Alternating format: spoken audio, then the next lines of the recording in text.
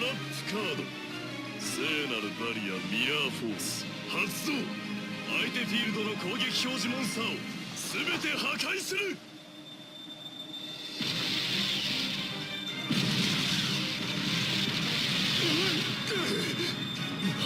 なんだと。 What if I told you that in the Yu-Gi-Oh! Trading card game, there was one trap card held in higher regard than any other, that at times it was revered by all duelists and its power was completely unrivaled? Whether or not you actively play Yu-Gi-Oh! Is irrelevant. If you've played the game in the last decade and a half, or have even watched the anime, you almost certainly know the name Mirror Force. And how can you not? It's the single most popular trap card ever printed with the fans. It's appeared in all 6 of the Yu-Gi-Oh! Anime series, and it was a bona fide staple in the competitive meta for years. In Yu-Gi-Oh! Mirror Force isn't just a mere card, it's a beacon of hope and a symbol of what trap cards can be and how useful they are. In this video, we'll be taking a look into the history of the Yu-Gi-Oh! Trading card game's most influential and iconic trap card. We'll be covering its origins, competitive dominance, as well as legacy and its untimely fall from grace. My name is Mega Capital G, and without further ado, I welcome you to the rise and fall of Mirror Force. If you're familiar with the original Yu-Gi-Oh! Duel Monsters anime, then you know that Mirror Force is from the very early days of this game. Mirror Force was featured in an incredible 25 episodes of DM and first appeared just 4 episodes into the show. In the physical card game, where the core booster sets always follow the storyline of the anime, this saw Mirror Force being released in Yu-Gi-Oh!'s second ever booster set, Metal Raiders.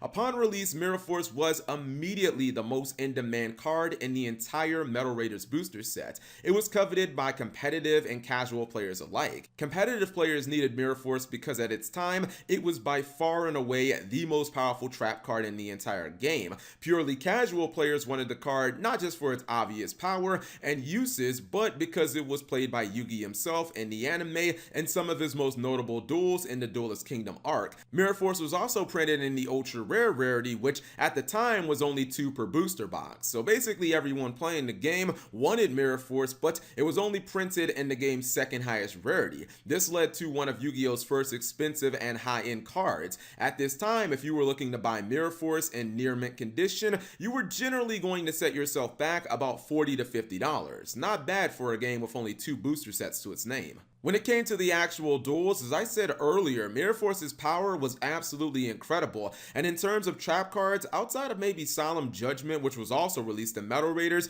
there wasn't a single one that was even in the same ballpark as Mirror Force. One thing you need to know about the early days of Yu-Gi-Oh! Is while spell cards were super strong coming out of the gate, with cards like Pot of Greed, Darkhold, Regeki, and Monster Reborn, the traps for the most part were very lackluster. To put this into context, Yu-Gi-Oh's first booster set, Legends of Blue Eyes White Dragon, released all 4 of the spell cards I just named, and all 4 of them were undoubtedly broken at the time. On the other side of the spectrum, there were only 3 trap cards in this entire set, and 2 of them, Dragon Capture Jar and Two-Pronged Attack, were so bad they were essentially unplayable. Mirror Force changed all of that overnight. By activating it, not only would you stop one of your opponent's attacks, but you would also be able to destroy the attacking monster as well, and any other monster your opponent had in attack position. This was amazing because outside of Sangan and Witch of the Black Forest, at worst, you were guaranteed a 1-for-1 exchange with your opponent, and you would completely nullify their entire battle phase. But at best, and this is where Mirror Force really shined, it would wipe all your opponent's monsters clean off the board, leaving them completely wide open and vulnerable for a swift counterattack. Because of Mirror Force's overwhelming power, the card was limited to 1 copy per deck in all sanctioned tournament play just 5 days after its release in Metal Raiders. Konami and the players alike knew that Mirror Force was way too powerful of a card to allow players to run multiple copies. In fact, Mirror Force was such a terror during the DM era that players actually started adjusting their playstyles to specifically reduce the amount of damage done by Mirror Force strictly as a precaution. This entailed shifting one or most of your monsters to defense position if, for instance, you only needed to deal damage with 1 or 2 of your monsters. In doing this, if your opponent did have Mirror Force set, the amount of losses you would suffer could be reduced significantly, and you were ensured to keep at least one monster on your field. This move was coined playing around Mirror Force. Furthermore, this playstyle adjustment, which soon became the norm, was used indiscriminately. Whether or not you even knew if your opponent owned a copy of Mirror Force was completely irrelevant. The risk just wasn't worth it, as Mirror Force had grown a reputation as being one of the biggest game-changing cards in Yu-Gi-Oh! In this regard, Mirror Force's existence alone changed the way duelists played the game forever. As the DM era moved on and we received more powerful utility trap cards such as Call of the Haunted, Torrential Tribute, and Ring of Destruction, Mirror Force remained a competitive staple. Some of the other trap cards covered ground Mirror Force certainly couldn't, but in terms of raw power, Mirror Force still had the highest ceiling in the game. This high ceiling is why players continued to use it even as more spell and trap removal and counter cards like Jinzo, Breaker the Magical Warrior, and Harpy's Feather Duster were released and saw competitive play. These cards were specifically designed to counter cards like Mirror Force and subsequently exploited the card's biggest weakness, the fact that it could only be used in response to attacks and thus was not chainable. In comparison, a card like Ring of Destruction didn't have this problem. If your opponent used Harpy's Feather Duster attempting to destroy your set Ring of Destruction before you wanted to use it, you could simply chain it in response to blow up one of their face-up monsters and get value out of your card. Heck, you'd even get a 2-for-1 beneficial exchange in the process. But if Mirror Force was in that same situation, it would simply be destroyed without you being able to use it. It's for this reason that players actually started adjusting how they played the card. No longer were they looking for the blowout plays where they would be destroying 3 or 4 monsters, but now, because of the changing landscape, players were much more likely to take a 1-for-1 exchange with their opponent's monsters, knowing they would be safe for the turn, and more than likely their opponent would not be able to advance their game state in a significant way. If the opportunity arose to take out 2 monsters with your Mirror Force, of course you would jump at that, no second thoughts, but in a sense, this shift in use in Mirror Force largely changed the card's role from game-flipping power card to utility control card. Even with Mirror Force's newly diminished role, most players were completely happy with its place in the metagame. This is why it came as a complete shock to everyone when on the August 2004 Forbidden Unlimited list, Mirror Force was banned. This was the first list in the TCG where some cards were moved to Forbidden status and would be illegal for tournament play. Players were outraged, not that some cards were now forbidden, but that Mirror Force was among them. Don't get me wrong, Mirror Force was still seen as one of the 5 or so best trap cards in the entire game, but at this point, it was nowhere near as impactful as cards like Chaos Emperor Dragon, Yatagarasu, Graceful Charity, Regeki, and almost every other card that was banned at that time. Players argued that Mirror Force was not only healthy for the game as a way of punishing reckless over-aggression, but the card had not just natural counters such as Jinzo and Mystical Space Typhoon, it also had the player-made counters such as the play around Mirror Force strategy. Surprisingly, Konami actually agreed, as Mirror Force was returned to limited status on the next Forbidden Unlimited list just 6 months later in April 2005. As we entered the GX era, Mirror Force was still largely a staple for most meta decks, despite the amount of counters in the meta ever climbing.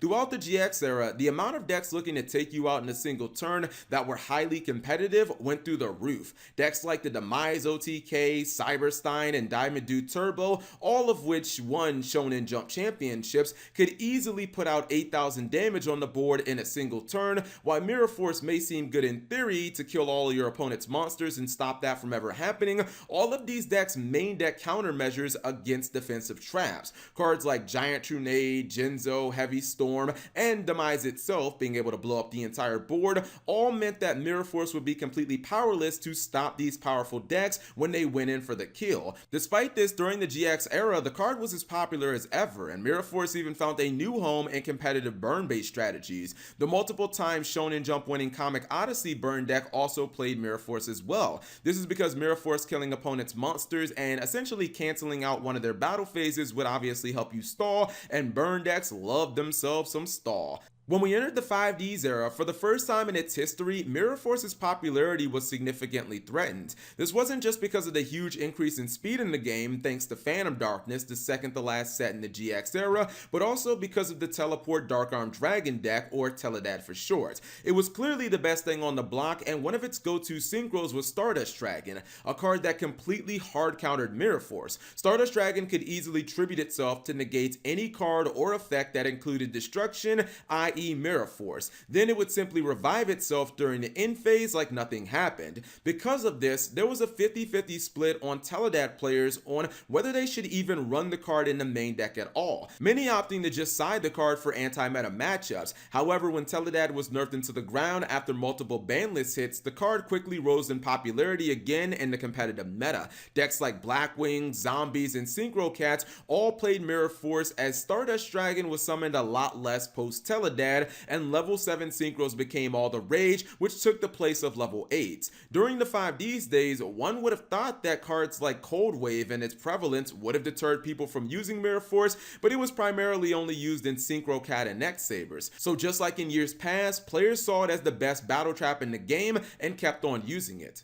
When Zexal started, nothing had really changed in terms of how much play Mirror Force saw. It was seeing major play in decks like Hero B, Dino Rabbit, Wind Up, and TG Stun. An argument could have been made at this time that Dimensional Prison was actually better than Mirror Force because of the way that it was useful against monsters that floated upon destruction, such as Sangan or the Tech Genis archetype, or even monsters that had a resistance to destruction altogether, like Wind Up Zemnanes, which was quite prominent in competitive play. One thing was clear though, battle traps were incredibly popular at the beginning of Zexal, and this once again gave Mirror Force a seat at the competitive Yu-Gi-Oh table. Also during Zexal, Konami did something pretty surprising, and they actually semi-limited Mirror Force on the September 2012 Forbidden Unlimited list. This meant that all decks could now use 2 copies. I say that this was surprising because it wasn't like Mirror Force was seeing some sharp decline in play. This actually led to some decks in the second half of Zexal, like +1 Fire Fist, Yugioh, and Bujin, running 2 copies of Mirror Force in the main deck. By the start of Arc V, Mirror Force was moved completely to unlimited status, and every deck in the game could run 3 copies, but that rarely ever happened. In fact, despite being unlimited, destruction cards like Torrential Tribute and Mirror Force all but died in the first half of this era. This is specifically thanks to 3 archetypes released in the Arc V era's first booster set, Duelist Alliance. Shadows, Yangzings, and Burning Abyss all had monsters that floated into other cards upon being destroyed by card effects. This made Mirror Force an extreme liability and nearly unplayable, as it was hard countered by basically all the meta decks. In fact, even Satellar Knights, which were released in Duelist Alliance as well, had Exceed monsters that would summon other monsters from the deck or graveyard if they were destroyed by card effects, so there just wasn't a good matchup for Mirror Force. These new decks were so strong that they pushed all the older ones like Yugioh, Bujins, and Hat out the door. Even the pendulum mechanic itself was a nightmare for Mirror Force, as all the destroyed monsters could just be pendulum summoned from the extra deck for free next turn, so you really wouldn't be getting rid of the problems and you'd only be holding your opponent at bay. It may be because of this that Konami actually started developing and releasing alternate versions of Mirror Force, having the same core activation condition but different effects. Some of these didn't destroy but actually put monsters back in your opponent's hand, another that destroyed but caused effect damage to both players, aim to aid burn decks, even one that only worked on direct attacks but spun the monsters back into your opponent's deck. Prior to this point, Konami had only given us 2 other alternatives in Dark and Radiant Mirror Force, but they were completely awful and not really worth mentioning more than that. These new Mirror Forces, however, were uniquely qualified to tackle situations where the original might not be the most optimal. In a weird stroke of irony, Mirror Force actually did pop up one more time for a significant competitive meta run in 2017 in Zodiac and Paleozoic Frogs. Zodiac were one of the strongest archetypes in this game's history, but they, unlike the earlier Arc V decks, were completely susceptible to destruction, thus making Mirror Force incredibly attractive. Cards like Mirror Force and Torrential Tribute became so prevalent, Zodiac players actually opted to main deck My Body as a Shield